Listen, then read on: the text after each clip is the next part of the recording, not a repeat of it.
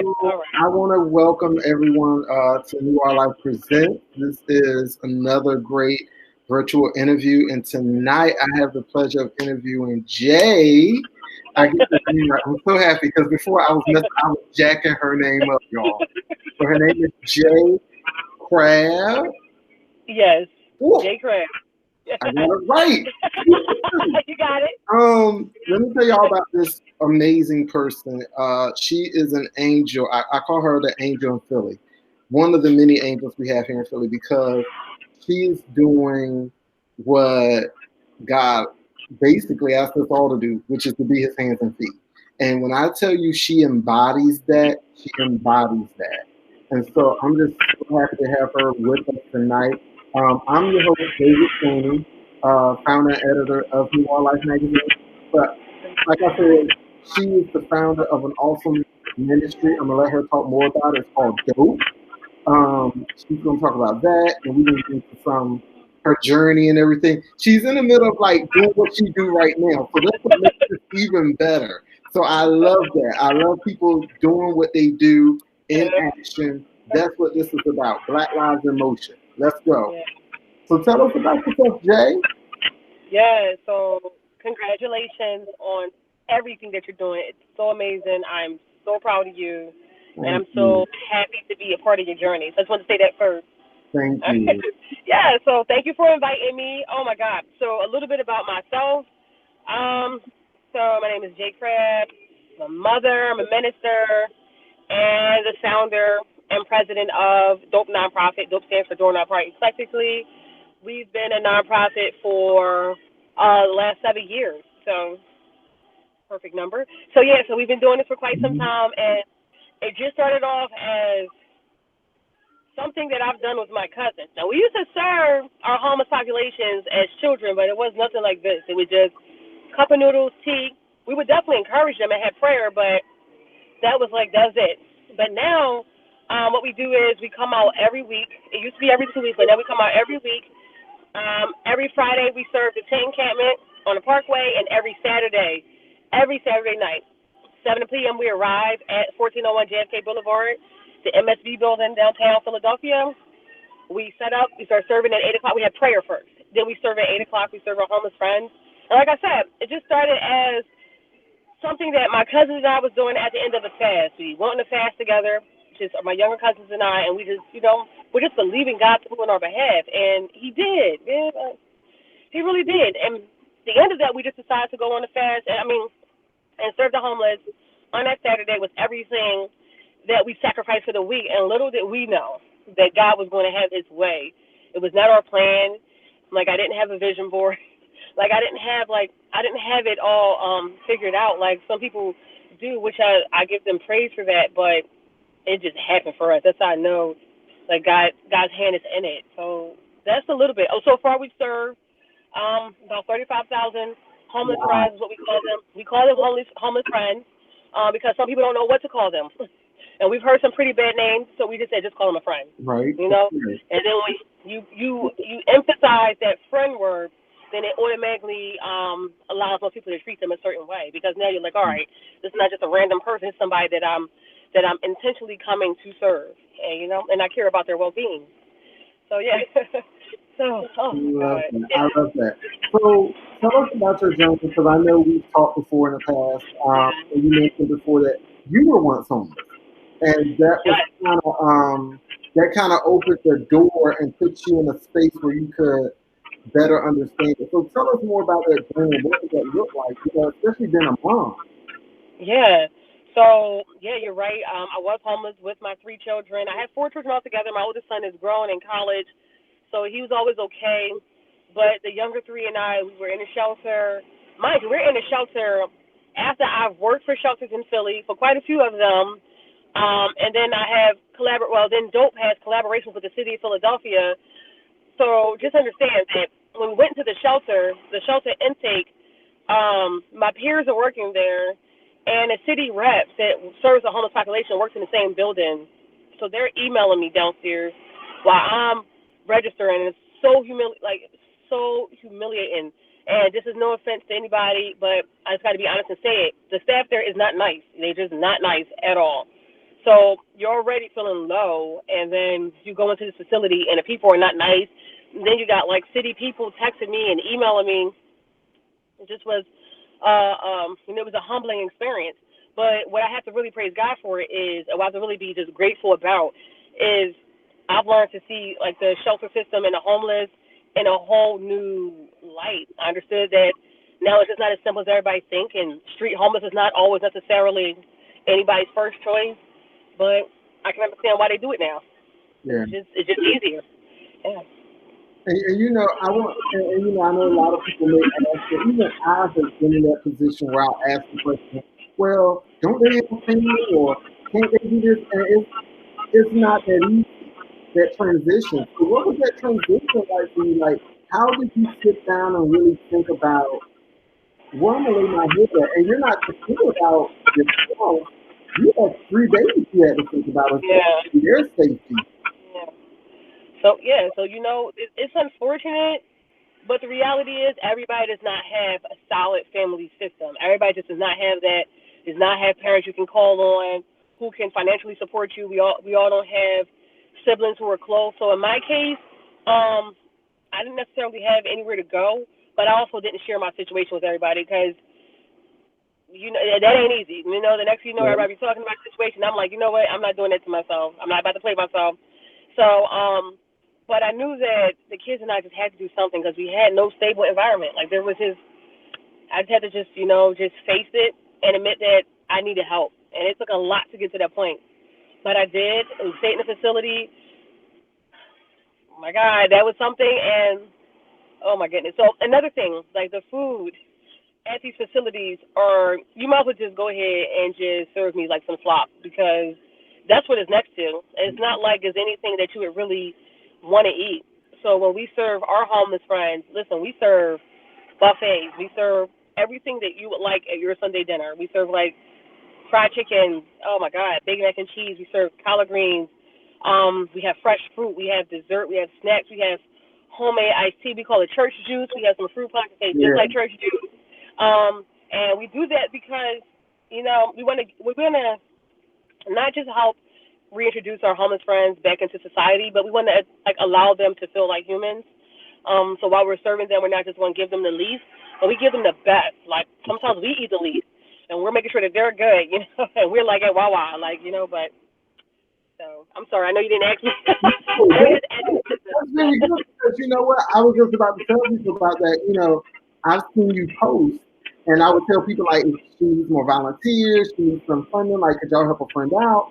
And I'll never forget a friend of mine came home. She was like, they were serving like full course meal out there. Like it was phenomenal. And you know, I think one night you get you guys did like lasagna or something. It was Yeah, something so we have pasta Italian. days. Like Yeah, y'all have like real themed like dinners for them. And I think yeah, that's so much because people would think something so small, so trivial, right? But it means yeah, so much to them. It means yeah, so much. You know, it's more than just giving them a sandwich and saying, here you yeah, go, have a blessed day and a bottle of water, right? yeah. But talk about the creation of Joe in terms of the name. Where did the name come from? Okay, so my younger sister, Najee, so we're all named the same. So yeah, she came up with the name. She was like, "Listen, we're gonna call ourselves Dope." And check this out.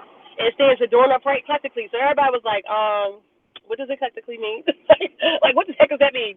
And she was like, it means our own creative way. And word, like that's how we serve in our own creative way. Like even because of COVID, we haven't had events this year, but we even host events. Like we have back to school fairs. We give away all school supplies, free haircuts. Always food at every event, like pop up events. We gave away sneakers one year, thanks to Chef Arik for that because he donated them. But we used to also have these things that we call like back to school events, but it would be suicide awareness and prevention based. And we have therapists there. We would have the Department of Behavioral Health and Sexual Disabilities out there. We would have, like licensed professional counselors there. We would have people share their stories, and we would just help young people, not just them, but one another, like cope before they go back into their school environment. So that's our version of doing things creatively, like not just giving away school supplies, but also preparing you mentally and emotionally before you go back. I like that. I really like that because that's needed. It's not enough just to, like you said, provide tangible things, but providing resources for those things that are not easily seen, for like your mental, emotional health. So I like. Yeah. We talked about it a little bit before, but how do you deal with the different personalities, and not just in the people you're serving, but in the people that's working alongside beside you? How do you deal with that? How do How you much time you got? how much time you got? Cause No, I told you be free all night. It's Friday. listen, cause I could deal with conflict with those that we're serving. It takes another level of like when you're dealing with some people that you're serving with, in conflict with them because it's really weird. One thing I like about us at Dope is even though I'm the founder, I never go around flaunting it. I try to stay was just like, hey, with the team, so that way you can't know who run anything. Like you don't know who's in charge.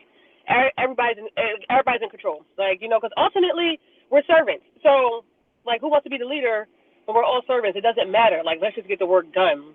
But so how we deal with our some of our homeless friends who have issues, you got to realize that although they may live on the street, they have their own communities within the homeless population. So the same way we have neighborhoods,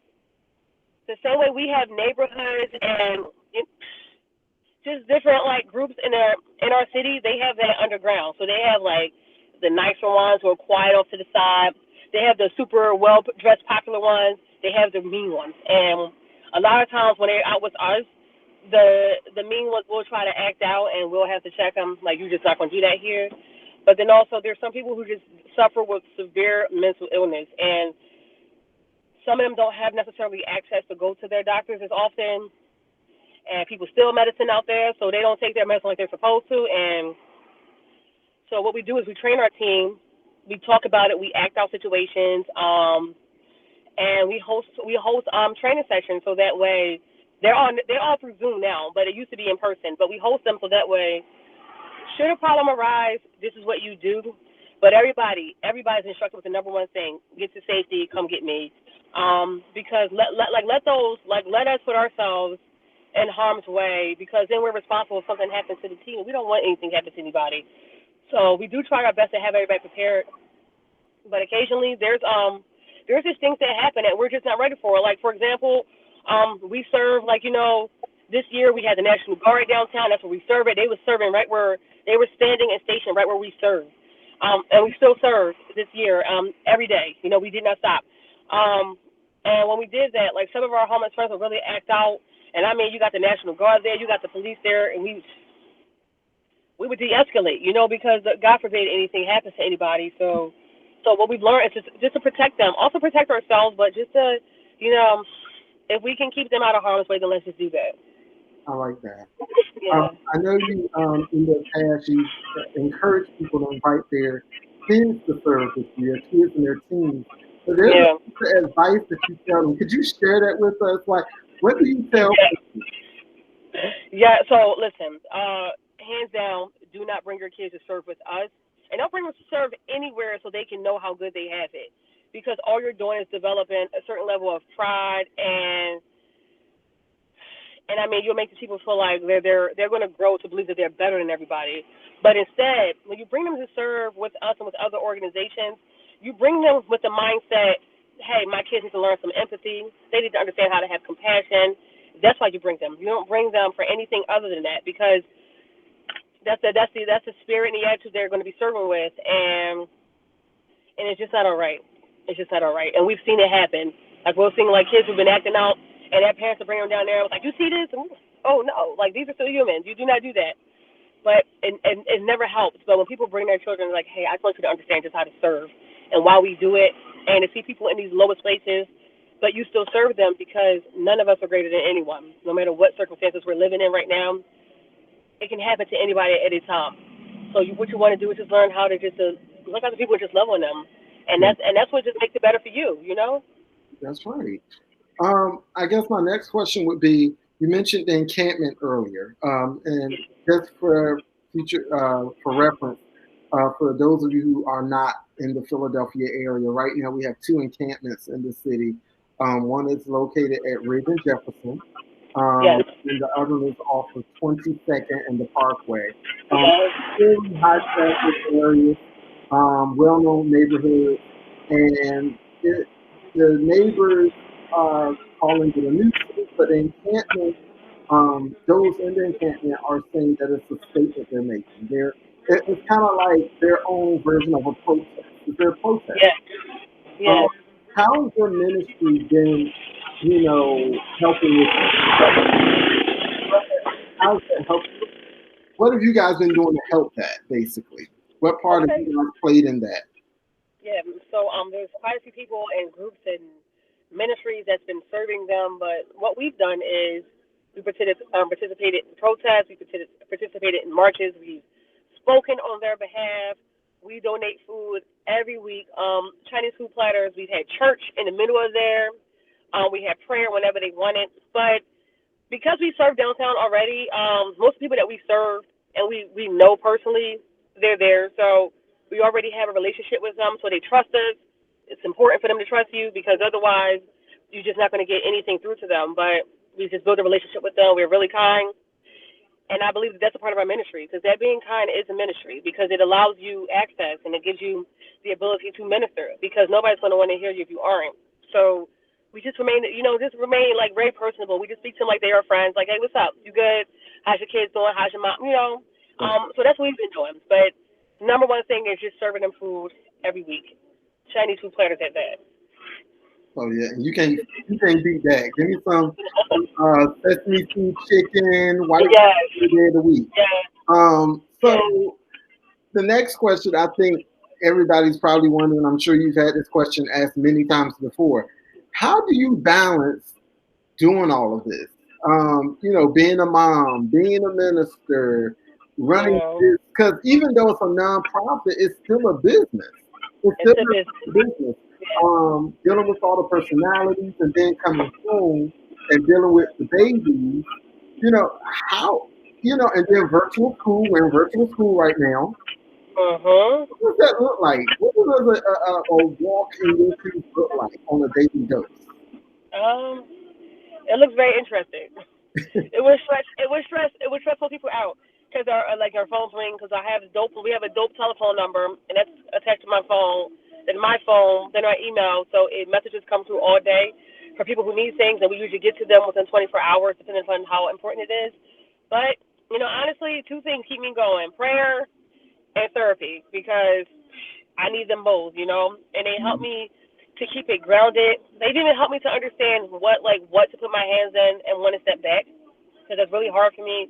If anybody sit there and need, like, my first instinct is to jump and run, but I've been learning to do what I can and whatever I can't do to just let go. And I realized that a lot of people that I've been serving and taking care of for years, I've realized that they do things on their own. Like, oh, wait a minute, like you found a way. So I'm empowered. So now I've learned to just not take care of people. Now we just empower them to take care of themselves. So what that looks like for me right now is it's only certain hours. Our weekends are done because our weekends are fully dedicated to dope, and Sundays are all we're in church and we go we black, so you know how black churches are, like we don't get out. So Yeah. yeah, like you know they always say church people should have Mondays off, and I think we should because our churches, it takes your energy. But yeah, so we give our whole weekends to ministry because come on, he's first anyway. And we always live by this principle that because God requires the 10%, we give him 10% of everything, even if it's in a day, even if it's in a week. We give him a huge portion of that because it goes to him first. So of course it would be the weekends because that's the day you look forward to. So we just dedicate it. So the only thing I do now is I have a schedule. I typically go to sleep on time, usually. Usually like now it's like around 11 o'clock, but honestly, just prayer and therapy. That's my two things. I can't really take credit for anything. I like that. Yeah, that's it. And take notice, people. She mentioned time management. That's very important. Knowing, time management, and then also setting boundaries. That's Yep. a big portion. Setting boundaries. That's the one. That's the setting boundaries are the one because if I be honest, I lost quite a few friendships because of the intensity of our ministry, because people are like, hey, we want to spend time with you, like you are a girlfriend. Some people want to talk, and it's like, oh no, I'm out here taking care of the people, and people were like, what? So I almost made people resent it. So I had to learn to really pull back, and like you said, to set boundaries and to give people that appropriate time, because not only do people out here need time, my children need it, my church need it, but I need it. So I've, like you said, so that time management has really been key for me, and that's it. And then boundaries are number one, because people will really take advantage of you, especially when they know that you're in service. Like, it was once upon a time, and I don't like talking about this. It was once upon a time that I really suffered with suicidal ideations, and because I felt like the world would be better if I wasn't here. I felt like life wasn't worth living anymore. And although I do things for people, it just felt like it wasn't enough. And I felt like I was drowning. And my friends would call me and sit on the phone with me and just say nothing. Like, they would just share my silence, and they would just, and if I'm ready to talk, they'd be like, you ready now? I'll be crying on the phone. They just be sitting there like, hey, it's all right. And they'll just sit there until I learn to, and that's when I really learned the importance of like holding back a little bit, pulling back some. And then also, especially in COVID, because we got so busy, this is where I really learned the importance of time management, because it's just too much. And there's a lot of work out here to be done. And although I think that I'm a great part of it, like, what is there for anybody else to do if I'm doing it all? Like, let me move back, stay in my little lane, and let everybody else do their part. Because, hello, like, Jesus had the job, and I had to give that back to him. And I had to learn it the hard way. Because I have a lot of pastor friends, and one of my really close pastor friends was like, Jay, give God his job back. Give it back to him. Because I'm like feeling it's my responsibility to fix everything. And I had to really pull back, because now I'm putting myself in an unsafe place, not just emotionally and mentally, but also spiritually. So I've learned now to just to pray about anything that I do before I do it. And those are the things that keep me grounded, because now I understand that, like, I can't take the glory for it. But also, then I see some of my peers who are now, like, serving, and I see people who have been doing it for quite some time. And I just be seeing signs like, uh-oh, you getting burnt out, and I pull them to the side like, hey, let me tell you something. Go take this week off. Take it off. I don't care. Take it off. And that's it. Because when we do this, because outreach can really be addictive. Contrary to what people believe, because some people believe that it's like a stress to do it, and oh my God, I don't want to. But this is what you do. It can be addictive.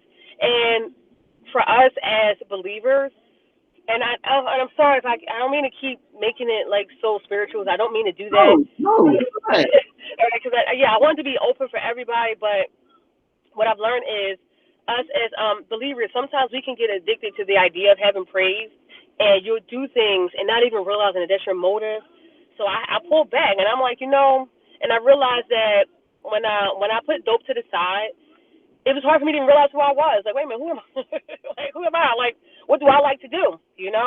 So when I see my peers and I see people who are interested in nonprofits and outreach and ministry and serving, I pray for them if I can. If I can talk to them, I will. But I pray for everybody. But some of them I pull to the side. I'm like, listen, like, slow down, because we always feel like it's such a rush and it's such a race, especially for like this BLM movement. We always feel like we got to serve our people. So there's always such a push to keep doing that and to make sure that we don't leave our people lacking. But if we're given everything that we have, then that's it. Like come on, like we gotta learn how to keep something in the tank for ourselves. You gotta understand like the importance of just like having breakfast, like just sitting there, like, all right, this is how I feel. Turn the phone face down for a second, like, make this a time just for myself, and just gather your thoughts and just understand that you're human. And I know that was a tangent, and I do apologize for that. No, that's true. Somebody needs that, Jay. Yeah, but that's I believe that. But that's like, if people ask me like about dope and why did it become successful or why is it still doing well, that's why. Because at first it was doing well because we had the momentum, but momentum don't last. Like, it does not last. That's not something that's genuine necessarily long term. Like, it's definitely a good burst of energy, but it don't last because it won't always feel good. You realize that you're giving out much more than you're taking in, and you got to understand, like, hey, listen, is this in me enough to serve even when it ain't fun no more, or even because there's times when it's just not fun. But but because it's in us, because it's in me. It always gets to that point where I just develop a new love for it, almost like a marriage. But like I try to tell, I feel like I'm going on tangents, but I just try to tell people who are into nonprofits, people who are into just serving and just who are starting a new journey. Understand, like you just got to understand some of these things. Like momentum is great, but you got to develop such a love for your passion, such a love for your gift that you're like you're not even like grasping on to just the idea of like a rush, or not just grasping on to like momentum, but you're grasping on now to like knowledge. I understand that. Listen, consistency is key for us. Like, so we got to show up. Or I understand that. Hey, listen, because I heard one of my pastor friends told me this before. Like, hey, when you come into the church, I really feel encouraged. Like, I just feel encouraged just because I know that you're there. And some people are just like that for their leaders, but we're like that to the world. And sometimes people are just encouraged when we just show up. So sometimes it's just important for us just to just literally just show up. Like, it's just important. So do you realize that like it's not just a selfish thing, but more so now it's like, hey, listen, this is God all the way, and then you'll see a new blessing. And then you'll feel new like power. Like, yo, like, wow, I did that when I felt like nothing. Like, wow, and like now people are here being blessed and encouraged, and that's when you really know that it's just not about you. It's about the ministry. It's about the mission, and it's about the people. So. You So better bad. I'm sorry. give us that word. So bad. Give us some word on a Friday night. This Friday night service. That's you. Like, you're pulling that out because that was not my plan.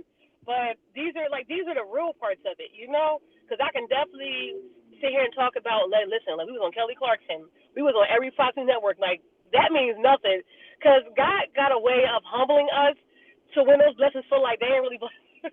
like should I really praise God for this? I don't know. But like that's when I learned that this is definitely this is not just a ministry, but it is a ministry. But it's not just that. But it's like, yo, this is my lifestyle, And I've learned how to now just like not make it into a routine because it like becomes a formality, but I've learned to make it so part of my life that it's just like eating and sleeping, And when the boundaries came in, and when I've learned to set time management, then I've learned to now I'm being faithful to myself. Now I'm understanding that, all right, like, okay, like I got this, So now my kids aren't lacking because a lot of people who serve in nonprofits and ministry their families are lacking, no matter what they tell you. Trust me, like their families are really suffering because we feel like that's our goal, and then dang, I feel so bad. All right, but anyway, I've learned that my children, my family, are my number one ministry, and they get their time. Like, that's it. Like, hey, what do y'all want to do? Like, where we at? Like, we're taking a vacation next month. Like, we out. That's it. Just because it's October and because it's been a long year, let's just go out. But so that's it. But I just wanted to say, just the importance of just like setting the boundaries, time management, and also just like including your family. I love that. But you know what? That was needed because when somebody watches this, when people watch this, they're gonna get that. They're gonna understand that, especially for people who are just starting out on their own, starting Yeah. something new, i.e., me. So this Yeah, is because encouraging. This is what's needed to have that. I don't mean to be rude, because it's like I'm not meaning to cut you off, and it's only because I agree with you. It's because I agree with you. But when we start out in ministry, when we start out in a new business venture, especially because it's like, are we getting older? We're black, so it's harder for us. But we put these unrealistic expectations on ourselves, and you're not doing nothing but doing yourself a disservice because it's not realistic for you to be ebony or essence in 1 month. But listen, with consistency and you doing your thing your own way, not somebody else's way, that's when God gets the glory. And that's not only when He gets the glory, but it's when you get elevated. Because sometimes we be like, I only can say it because I've done it myself. And you be like, listen, like I'm like Salvation Army, I'm coming for you. But I had to realize something. Like, you know what? Thank you, God, for those models because there are models for us. But I'm going to do my thing, and He blesses our thing because it's in us. The Bible says, "Let this mind be in you, which is also in Christ Jesus." Like we have His mind. Like we have we have it. So when those great ideas come and when that creativity comes, like go with it because that's what it's for. But you know what? And when it doesn't look good, it's all right. Like ride it out because that's only temporary. Just keep on going, and just like and keep that encouragement in your pocket. Like I got this. All right, ain't nobody supporting me. All right, I got this. Because support don't usually come from the people you want it to come from, and usually if it does, it don't always last. But you have people like it's like God have people out here who just on the sidelines just waiting to just bless your ministry, and they will. They come to bless your business. So yeah. Let me tell you something. They done come here and they gave us a whole Friday night morning prayer, Sunday morning, Sunday afternoon service. We good. We good. You still we didn't go to church, people, but that is definitely appreciated. If you could share your contact information with people so Yeah. people can know how they can get involved with dope, how they can be a blessing with dope. Share your contact information. I'm also going to share it in the information along with this interview. But tell people how they can get in contact with Okay, first of all, that's all you because you're the one who pulled that all out, so I don't take any credit for that. That was all you. You're the bomb. But our contact information, the email is JAIN as in Nancy, CRABBE, so it's jncrab@gmail.com. On social media, we're at Dope People Doing Dope Things on Instagram, and on Facebook, we're at Dope Doing Our Part Eclectically. You'll see like the dope looking like the love sign that'll pop up, black and gold. That's us. So listen, reach out. We're always on social media, so just reach out and show love, follow us, like us, and join us. That's the most important. Join us. We're out there every week, and we allow kids. It's family friendly and it's COVID proof, so don't worry, we got you. Just come out. and y'all love their pictures, y'all. At the end, they do like this picture where they just stand on the steps real cool. And I'll be like, ooh, I got to get out there. I gotta get out there with them because if I can just come up and be in the photo op. But I just love what you do because Yeah. you can see the energy even in the Facebook Live, even through the picture, and you know it's genuine. It's not no fake stuff. And that's what I love about it. So once again, I want to thank you for taking time out of your schedule to Yeah. interview with me, share your story and your ministry with us at New Our Life. I'm looking forward to doing more things with you. Letting you back on doing a podcast. Like we in this together. We gonna do some stuff. So I'm looking See, I forward love to you. this partnership. And I'm forever grateful because you're one of the first people I interviewed virtually. So you're one of the first. Woo! Um, What? so thank you for that. And you guys tune in. I'm always gonna have somebody great up here. It may be a person, it may be a group of people. You never know. It's New Our Life. So check us out. Thank you. Y'all have a good night. Thank you.